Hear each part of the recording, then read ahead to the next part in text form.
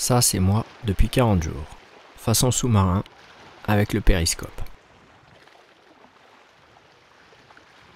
Mais il va être temps maintenant de sortir de l'eau, ou plutôt du bois.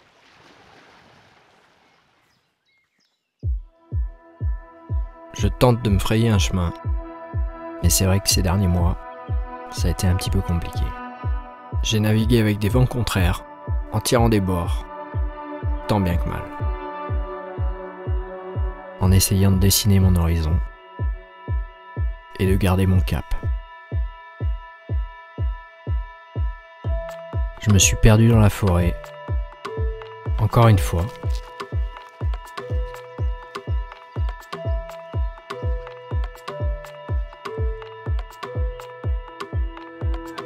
C'est là que je me retrouve.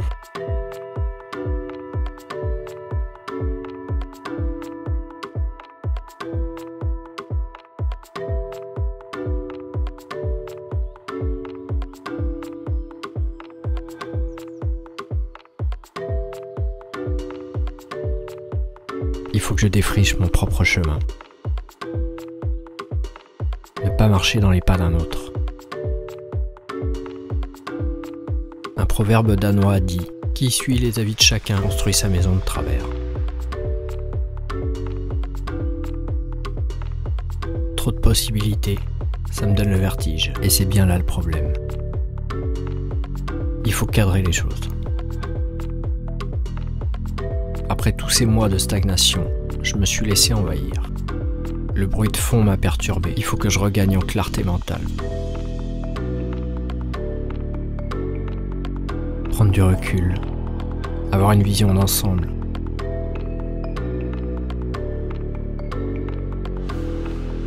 Revenir au basique, aux choses essentielles.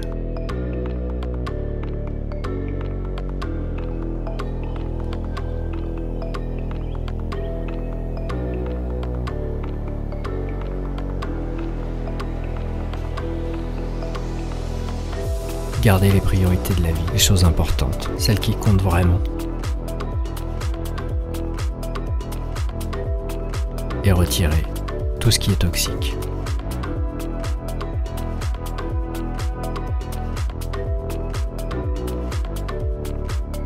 Se protéger. Sécuriser les arrières.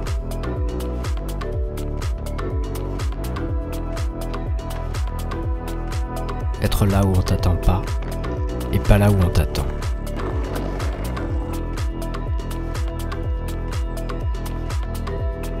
Cueillir le jour, sentir le vent qui tourne et la pluie qui vient. Apprécier la lenteur et les détails. Faire preuve de légèreté. Assumer et faire face.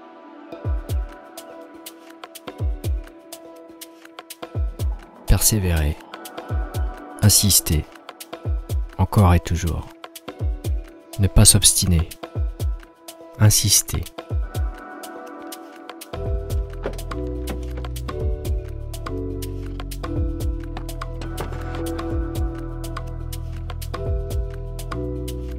Choisir le bon moment pour partir. Le bon timing. Rester dans le flow.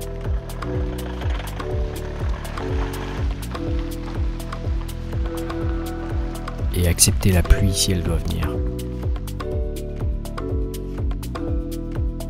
La pluie, elle est beaucoup tombée sur ma vie ces derniers temps.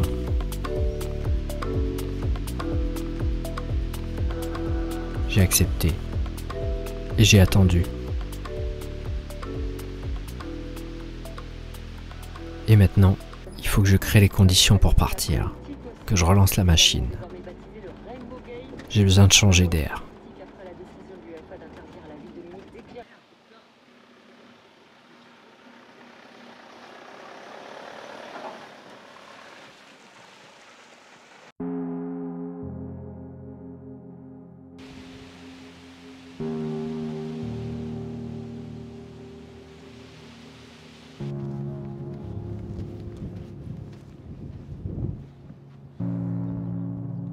Ça y est, on est à Berck.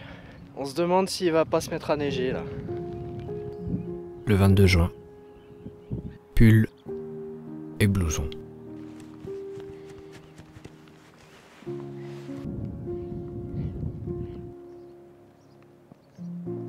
Heureusement qu'on est venu en été parce que en hiver ça aurait été compliqué ici.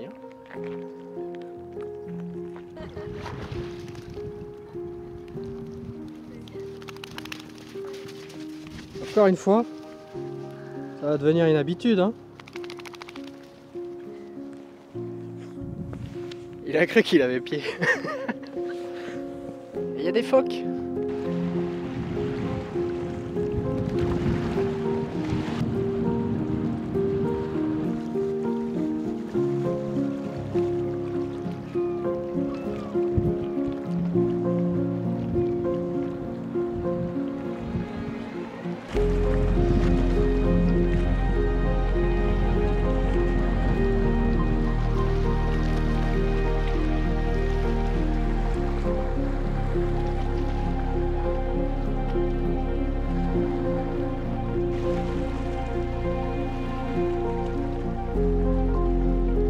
Les phoques, on les avait pas vus dans la baie d'Issigny en Normandie, mais là, dans la baie d'Authie, on peut pas les rater.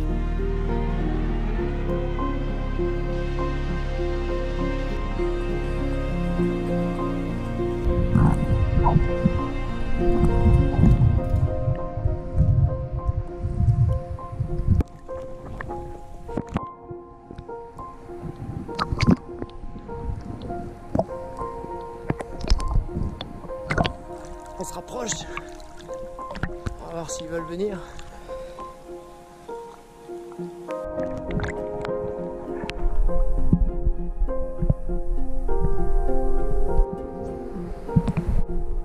Ils sont curieux, ils viennent nous voir, mais ils gardent leur distance.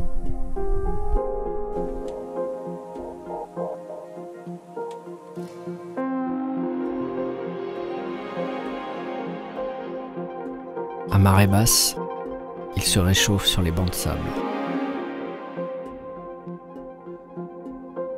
Les plus gros avec la robe foncée, c'est les phoques gris. Et les plus clairs, c'est les veaux marins.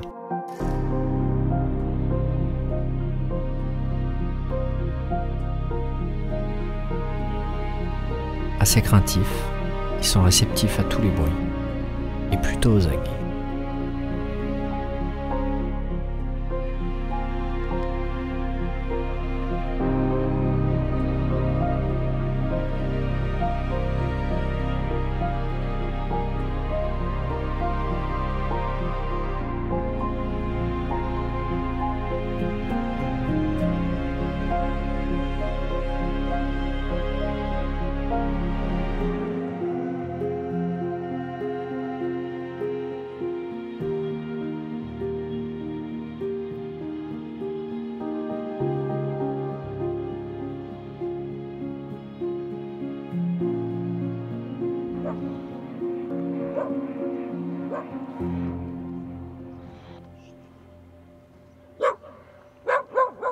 Et on peut toujours compter sur Argos pour les sortir de la sieste.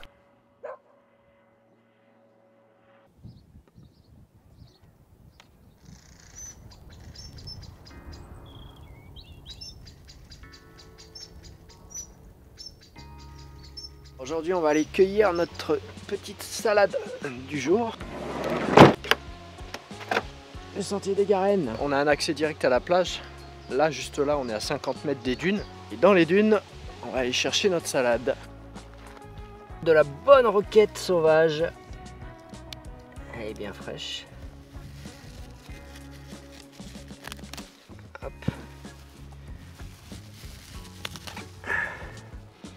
Et là, on a des feuilles. Ça sent super bon. Et là, dans les dunes, il y en a un peu de partout. Là, il y en avait là. Il y en a un plan encore ici. Il y en a vraiment de partout, là aussi encore. Quand tu croques dedans, là, ça est vraiment, ça a ce goût de roquette, mais encore plus prononcé que celle que tu peux acheter, que tu trouves dans les supermarchés ou dans les trucs comme ça, qui est un peu fadasse quand même. Là, celle-là, elle a du chien. Hein, Argos? Elle a du chien? Et puis ça avec une bonne tomate côtelée, un petit peu d'oignon, quelques petites graines, des petites noisettes ou des petites amandes, là ça va être délicieux. Les tiges sont un peu balèzes.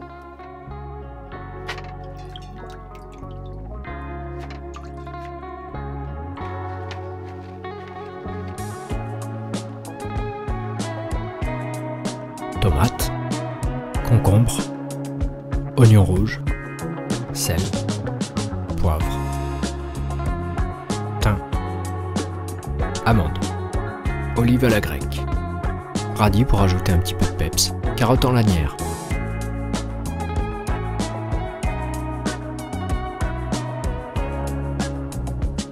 Quelques graines de courge, des graines de tournesol, graines de lin, une pincée de fleur de sel, encore un petit peu de poivre, quelques gouttes de vinaigre balsamique, un filet d'huile d'olive et ma salade estivale a fait revenir le soleil.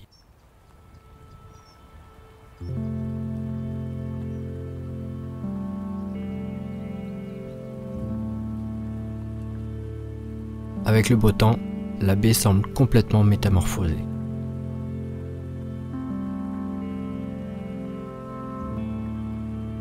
J'ai passé beaucoup de vacances d'été quand j'étais petit, à quelques kilomètres de là, et je connaissais pas du tout ce coin.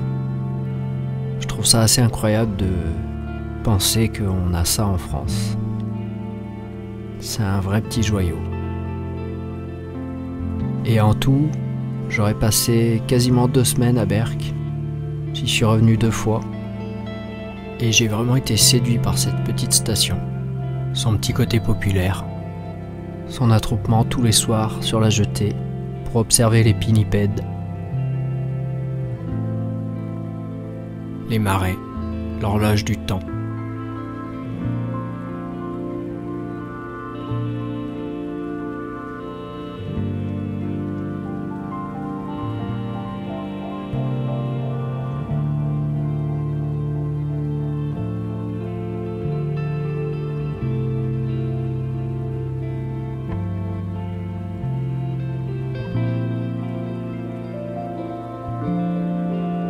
La vie sauvage qui suit son cours.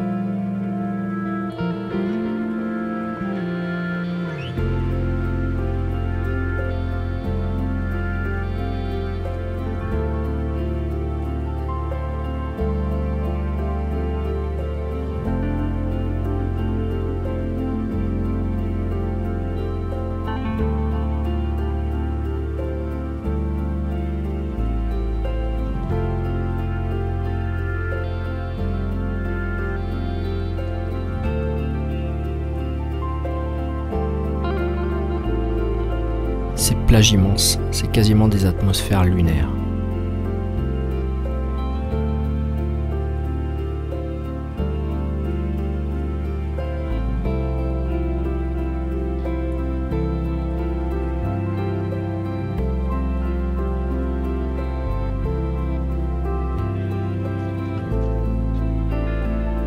La cohue des mouettes autour de la petite friterie.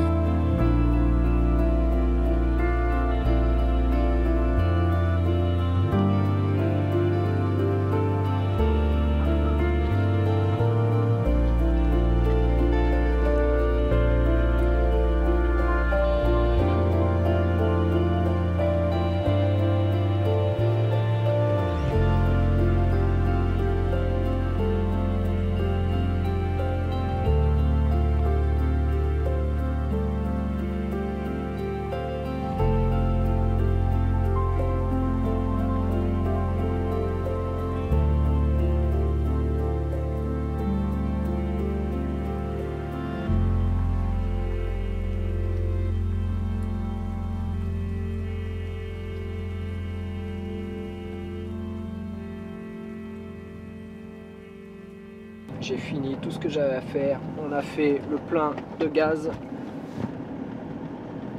le plein de courses, J'ai acheté plein de produits secs pour la Suède et la Norvège parce que les prix sont très élevés là-bas, donc j'ai quand même bien chargé et pris beaucoup de produits conservables pour les 2-3 prochains mois. Voilà, on a tout bouclé. Et c'est vrai qu'après 5 mois passés en France, ça commençait à devenir un petit peu long, un petit peu usant. J'avais l'impression vraiment de piétiner, de ne pas avancer. Même si j'ai essayé d'optimiser au maximum tous ces temps imposés, les confinements, etc., les délais entre les 2 injections de vaccin, etc., pour améliorer le van, pour travailler sur mon site internet, sur les photos que j'allais essayer de vendre, sur plein de choses. C'était quand même long, c'était quand même très très long. Donc là ça y est, on est parti pour 5 mois, 6 mois peut-être. Ça m'étonnerait que je revienne en France avant décembre. Et on est le 17 juillet, donc ça fait 5 bons mois à l'étranger. On passe aux Pays-Bas tout de suite. Donc normalement ce soir on est déjà aux Pays-Bas. Et puis les Pays-Bas on va pas trop s'attarder non plus. On va essayer de tracer en Allemagne et le but vraiment c'est de découvrir la Scandinavie, donc Danemark, Suède, Norvège, Finlande. Et de passer beaucoup de temps là-bas parce que Belgique j'y suis déjà allé et j'aurai facilement l'occasion d'y retourner. Pays-Bas c'est pareil, j'y suis déjà allé pas mal de fois et j'aurai plus facilement l'occasion d'y retourner. Donc c'est vrai que j'ai pas envie de trop perdre de temps. Les contaminations du virus ça repart en flèche, ça remonte. Et j'ai pas envie de me retrouver avec des frontières encore fermées, etc. Donc je voudrais arriver en Norvège, qui est vraiment le point le plus chaud à ce niveau-là, avant qu'il y ait une 4e vague et que la France soit classée rouge et qu'on nous interdise de passer encore une fois. Donc maintenant je trace, et je trace aussi pour une deuxième raison, c'est que j'ai au moins encore 5000 km à faire. Et on est le 17 juillet, à partir de fin août, début septembre, au cercle polaire, il va commencer à refaire froid, voire parfois très froid, il peut faire très très froid. Et donc il ne faut pas que je perde de temps maintenant, parce que je peux rapidement me faire coincer par la météo aussi. Si je mets 3 mois pour monter là-haut, ça va être un petit peu compliqué au mois de novembre, tout en haut là-bas. Donc ça y est.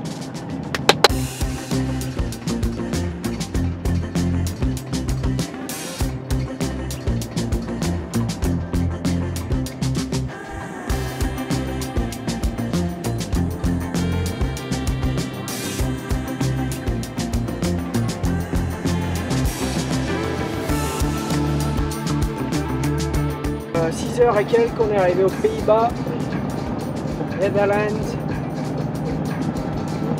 Donc on avance, ça fait du bien, ça fait vraiment du bien d'avancer enfin.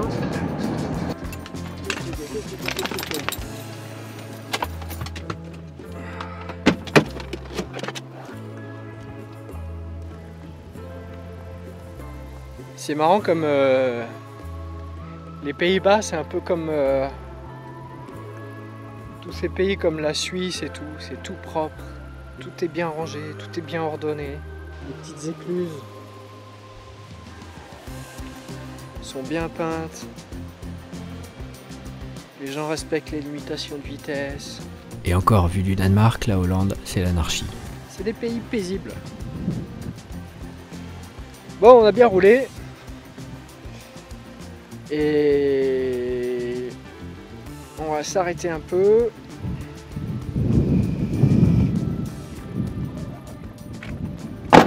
Il faut qu'on fasse sécher le linge.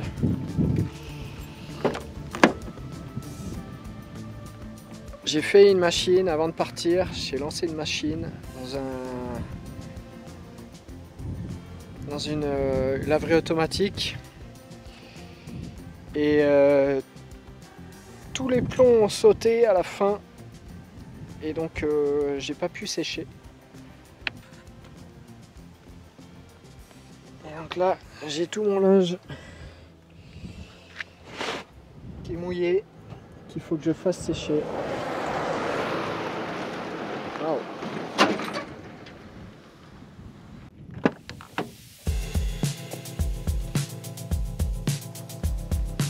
Il y a vraiment un petit air de vacances qui est en train de s'installer dans ma tête à ce moment-là.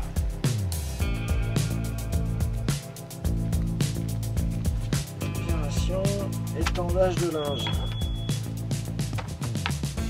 Et cette petite histoire de linge, c'est un peu symbolique d'une aventure qui repart, avec ses petits imprévus. Normalement, il y a un petit crochet ici. Ces petites improvisations. Toujours avoir un petit crochet dans son van. L'innovation sous contrainte. La vie. C'est beau, magnifique. Je suis très fier de mon installation. Et là c'est nickel parce que le vent il s'engouffre, il arrive juste de ce côté là, du fond du van. Donc il s'engouffre et il y a un appel d'air avec la porte ici. Ce qui fait que ça secoue bien là, ça sèche assez vite finalement. Je pensais que ça allait mettre 3 jours à sécher, mais avec ce petit système là finalement, à mon avis, d'ici 1 heure, 1 heure et demie,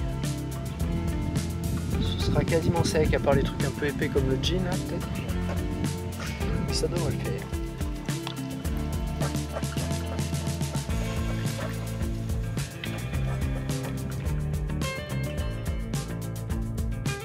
Après le plat pays, c'est le Pays-Bas.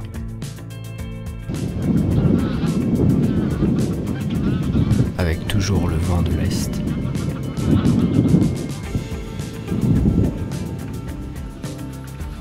L'été peut enfin commencer. On est prêt.